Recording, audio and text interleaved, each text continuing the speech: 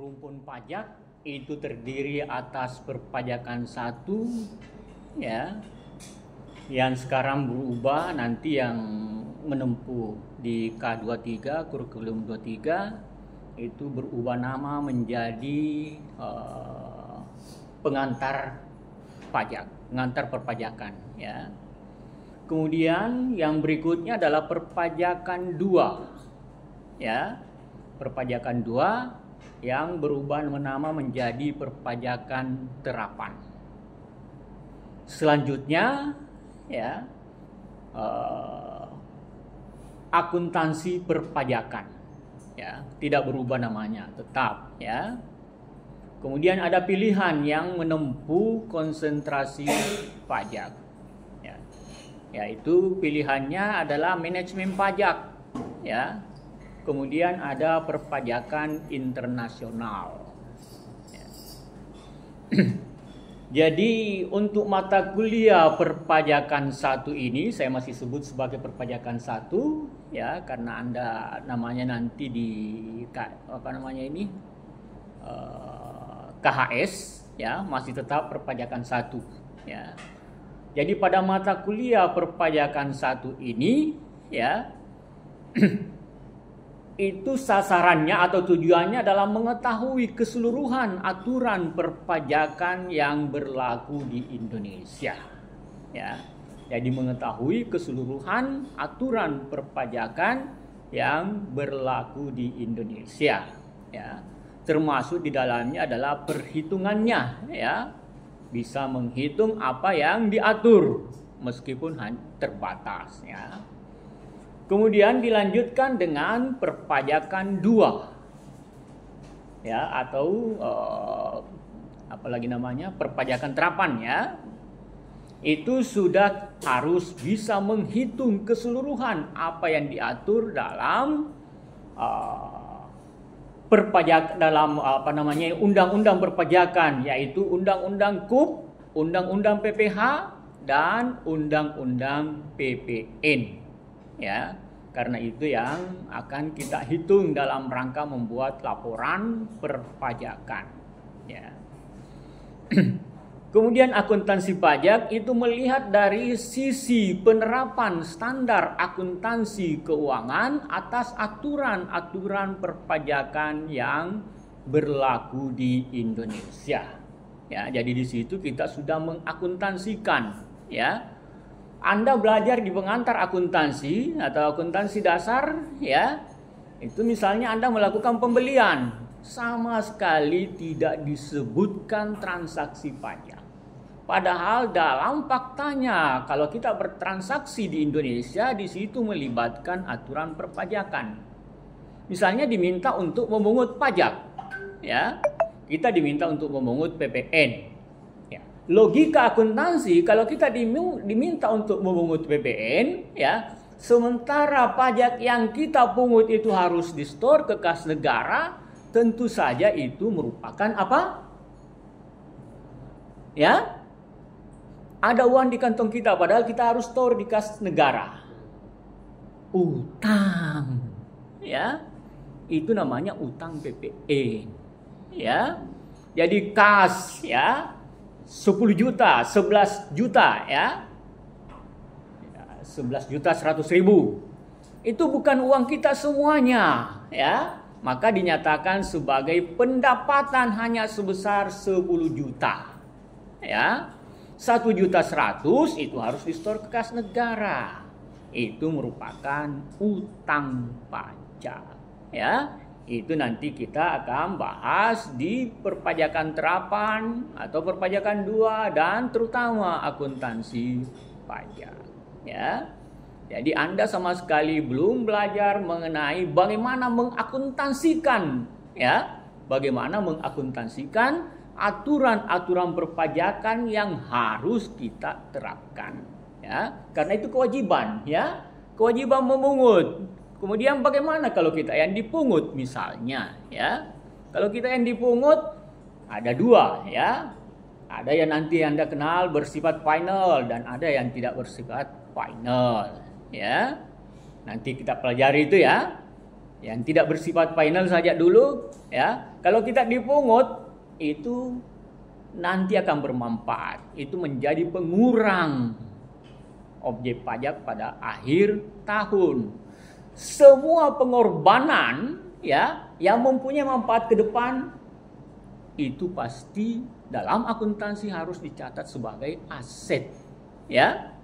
Semua pengorbanan yang mempunyai manfaat ke depan itu dicatat sebagai aset. Sementara pengorbanan kita yang tidak lagi mempunyai manfaat ke depan dicatat sebagai apa?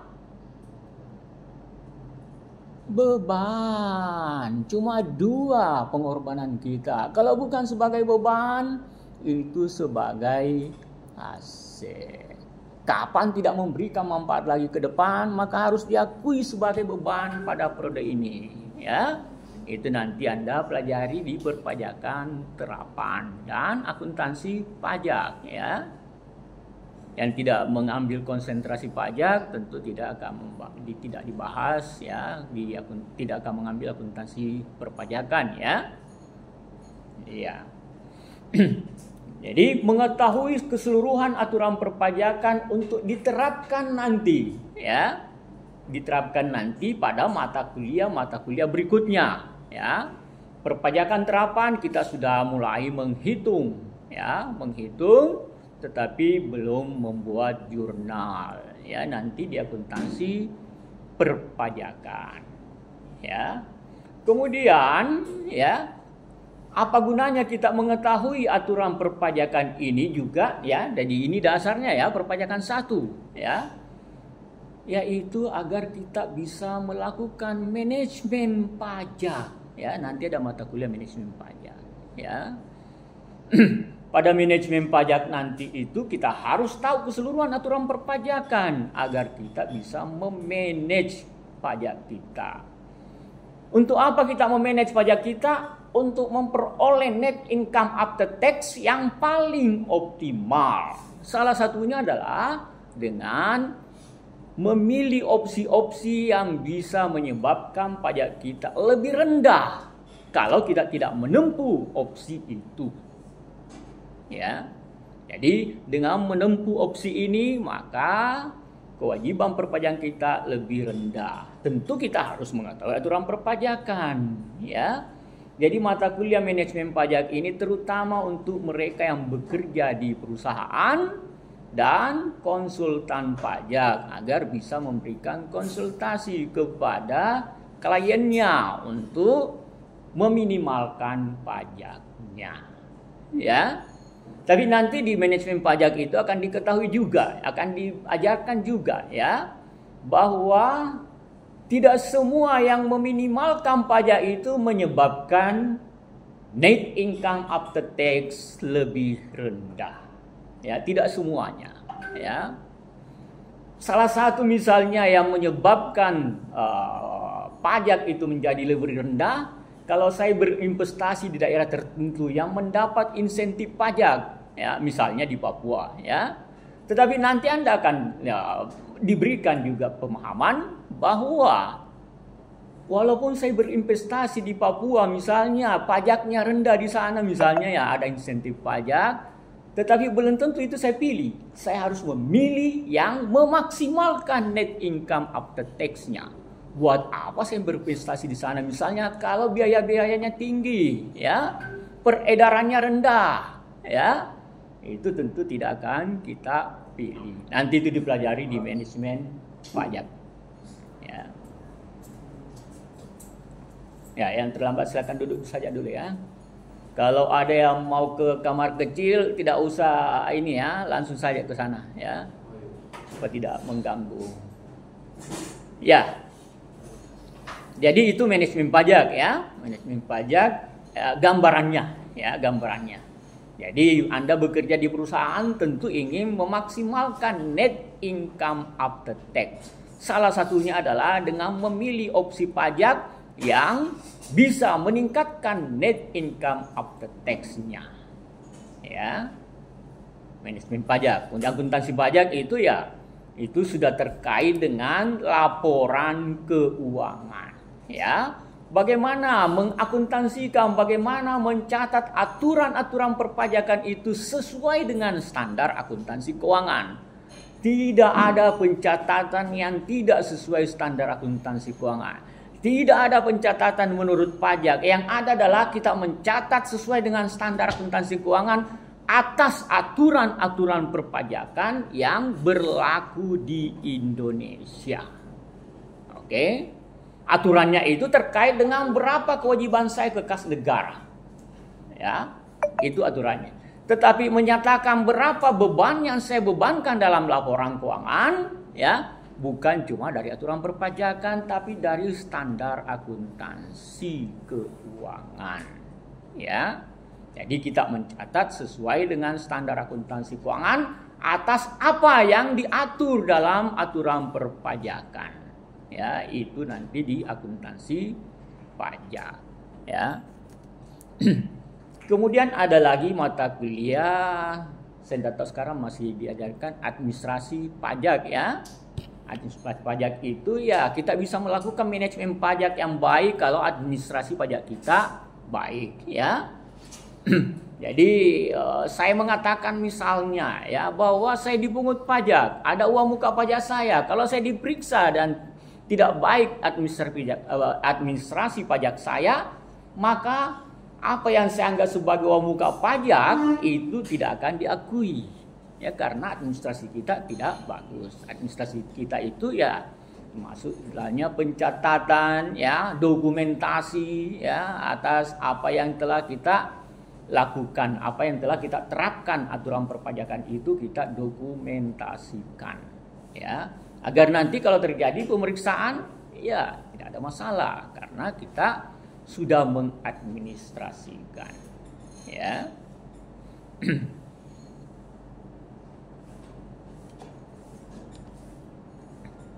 Kemudian ada juga nanti yang ada ditempuh itu adalah perpajakan internasional, ya. Perpajakan internasional itu terkait dengan adanya subjek pajak kita, ya, subjek pajak dalam negeri yang memperoleh pendapatan lintas negara, ya, yang memperoleh pendapatan di bermacam-macam negara, Singapura, ya, Malaysia, ya, RRC, ya, Cina, ya, Taiwan dan seterusnya. Itu yang diatur, ya, bagaimana ketentuan perpajakan atas objek pajak yang diperoleh di mancanegara. Ya. Kemudian diatur juga bagaimana kalau ada subjek pajak luar negeri yang memperoleh pendapatan di Indonesia. Ya. Jadi pendapatan lintas negara. Kemudian juga nanti ada bagaimana penghindaran pajak yang bisa merugikan keuangan negara. Ya. Ya, maka nanti juga diajarkan mengenai anti tax avoidance, ya. Jadi ada aturan-aturan perpajakan kita yang mencegah terjadinya penghindaran pajak, ya, yang menyebabkan kerugian negara. Ya, nanti juga diajarkan ada tax avoidance dan ada tax evasion, ya. Tax avoidance penghindaran pajak itu masih netral. Kalau sudah tax evasion itu sudah penggelapan pajak, ya. Penghindaran pajak ada yang sifatnya legal dan ada yang ilegal. Kalau sudah diatur oleh negara bahwa itu tidak boleh, maka itu menjadi ilegal. Sepanjang penghindaran pajak itu belum diatur bahwa tidak boleh, maka masih legal. Itu nanti yang akan kita bahas di manajemen pajak dan perpajakan internasional. Jadi intinya di sini di perpajakan 1 ini, ya, itu mengetahui keseluruhan aturan perpajakan dengan memahami keseluruhan undang-undang. Ini masih RPS lama, saya belum download yang RPS baru, ya. Tapi sedikit saja bedanya, ya.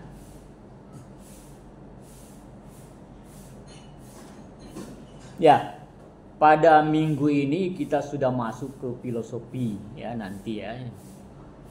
sudah masuk ke sini ya kalau menurut RPS baru ya. Kemudian ini kita perbanyak ya. Kita perbanyak